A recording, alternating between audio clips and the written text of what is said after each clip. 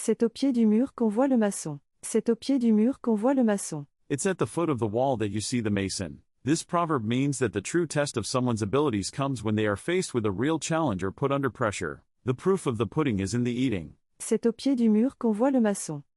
C'est au pied du mur qu'on voit le maçon. Example. Face à cette crise, on verra qui est vraiment compétent. C'est au pied du mur qu'on voit le maçon. Faced with this crisis, we'll see who is truly competent. The proof of the pudding is in the eating. Face à cette crise, on verra qui est vraiment compétent. C'est au pied du mur qu'on voit le maçon. Le jour de l'examen, on saura qui a vraiment étudié. C'est au pied du mur qu'on voit le maçon. On exam day, we'll know who really studied. Actions speak louder than words. Le jour de l'examen, on saura qui a vraiment étudié. C'est au pied du mur qu'on voit le maçon. Today, we are learning. C'est au pied du mur qu'on voit le maçon. C'est au pied du mur qu'on voit le maçon.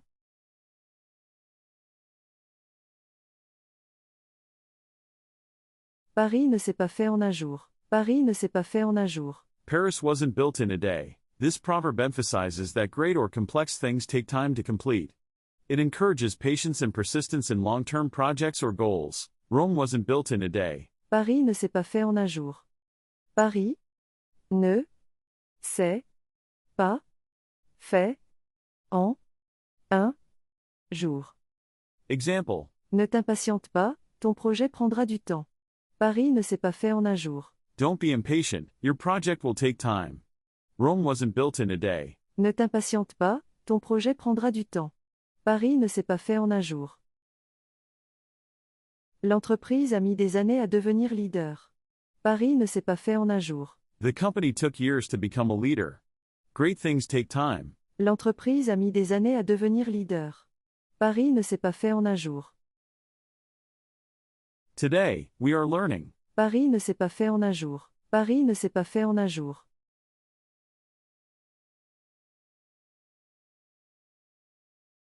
Qui veut noyer son chien l'accuse de la rage. Qui veut noyer son chien l'accuse de la rage. Who wants to drown his dog accuses it of rabies. This proverb suggests that people often invent or exaggerate faults to justify their negative actions towards others. It's about finding excuses to harm someone. Give a dog a bad name and hang him. Qui veut noyer son chien l'accuse de la rage. Qui veut noyer son chien l'accuse de la rage. Example. Il a inventé des excuses pour licencier son employé. Qui veut noyer son chien l'accuse de la rage. He invented excuses to fire his employee. Give a dog a bad name and hang him. Il a inventé des excuses pour licencier son employé. Qui veut noyer son chien l'accuse de la rage. Elle a exagéré les défauts de sa rivale pour la discréditer. Qui veut noyer son chien l'accuse de la rage. She exaggerated her rival's faults to discredit her. If you want to beat a dog, you'll easily find a stick. Elle a exagéré les défauts de sa rivale pour la discréditer. Qui veut noyer son chien l'accuse de la rage. Today, we are learning. Qui veut noyer son chien l'accuse de la rage. Qui veut noyer son chien l'accuse de la rage.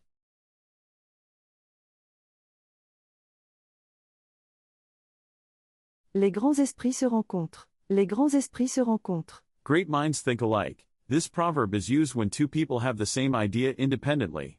It suggests a meeting of minds or similar thinking between intelligent people. Great minds think alike. Les grands esprits se rencontrent. Les grands esprits se rencontrent. Example. Nous avons eu la même idée en même temps.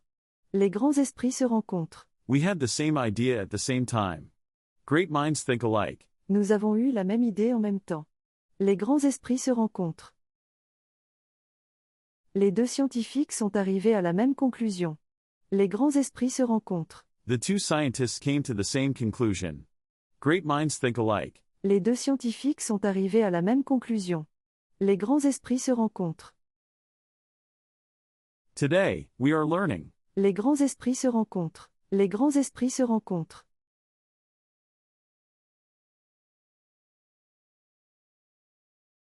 À bon entendeur, salut. À bon entendeur, salut. To the good listener, greetings. This phrase is used after giving advice or a warning, implying that a wise person will understand and heed the message. It's similar to let those who have ears hear. A word to the wise is sufficient. À bon entendeur, salut. À bon entendeur, salut. Example. Je t'ai prévenu des risques, à bon entendeur, salut. I've warned you about the risks. A word to the wise is sufficient. Je t'ai prévenu des risques, à bon entendeur, salut. Le patron a fait des allusions à des licenciements, à bon entendeur, salut. The boss hinted at layoffs. Let those with ears hear. Le patron a fait des allusions à des licenciements, à bon entendeur, salut. Today, we are learning. À bon entendeur, salut. À bon entendeur, salut.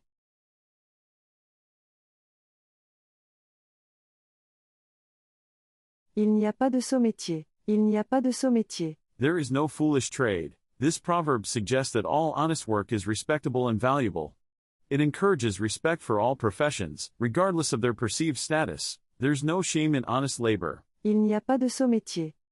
Il n'y a pas de saut-métier.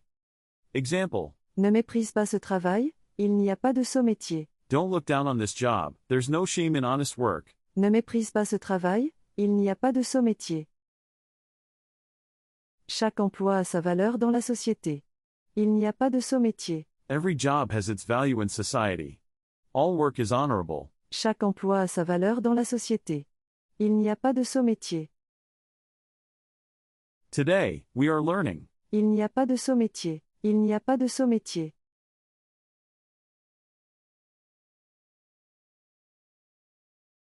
Nul n'est prophète en son pays. Nul n'est prophète en son pays. No one is a prophet in their own land. This proverb suggests that people are often not appreciated or recognized in their home country or among those who know them well. It's often used to describe the lack of recognition for local talent. A prophet is not without honor save in his own country. Nul n'est prophète en son pays.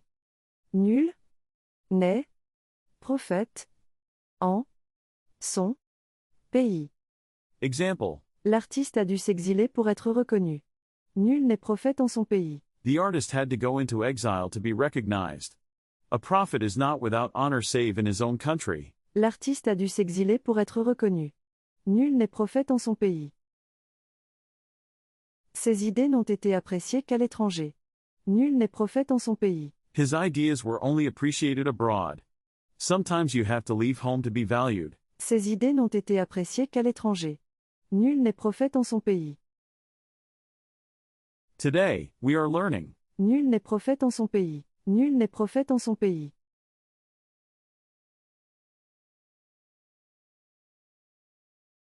Quand on parle du loup, on en voit la queue. Quand on parle du loup, on en voit la queue. When you speak of the wolf, you see its tail. This proverb is used when someone appears just as they are being talked about. It's similar to speak of the devil. Speak of the devil. Quand on parle du loup, on en voit la queue. Quand on parle du loup, on en voit la queue. Example. On parlait justement de toi, et tu es apparu. Quand on parle du loup, on en voit la queue. We were just talking about you and you appeared. Speak of the devil. On parlait justement de toi, et tu es apparu. Quand on parle du loup, on en voit la queue. À peine avions-nous mentionné son nom qu'il est entré. Quand on parle du loup, on en voit la queue. We had barely mentioned his name when he walked in. Talk of the devil, and he shall appear. À peine avions-nous mentionné son nom qu'il est entré. Quand on parle du loup, on en voit la queue. Today, we are learning. Quand on parle du loup, on en voit la queue. Quand on parle du loup, on en voit la queue.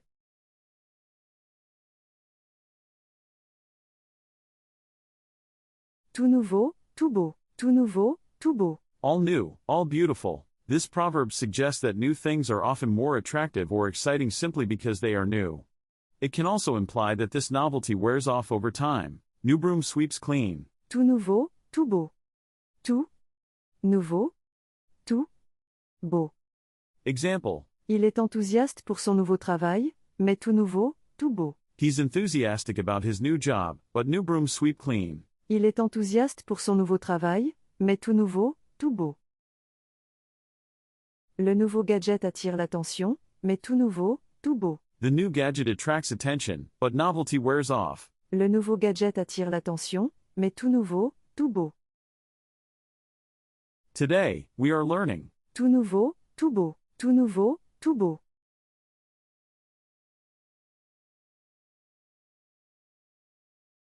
Tous les chemins mènent à Rome. Tous les chemins mènent à Rome. All roads lead to Rome. This proverb suggests that there are many different ways to reach the same goal or conclusion.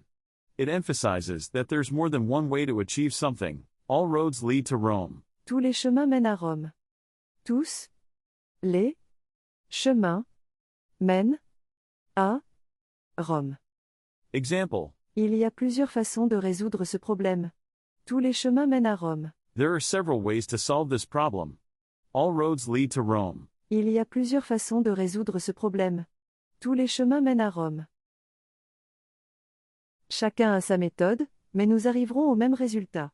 Tous les chemins mènent à Rome. Everyone has their method, but will arrive at the same result. There's more than one way to skin a cat. Chacun a sa méthode, mais nous arriverons au même résultat. Tous les chemins mènent à Rome. Today, we are learning. Tous les chemins mènent à Rome. Tous les chemins mènent à Rome.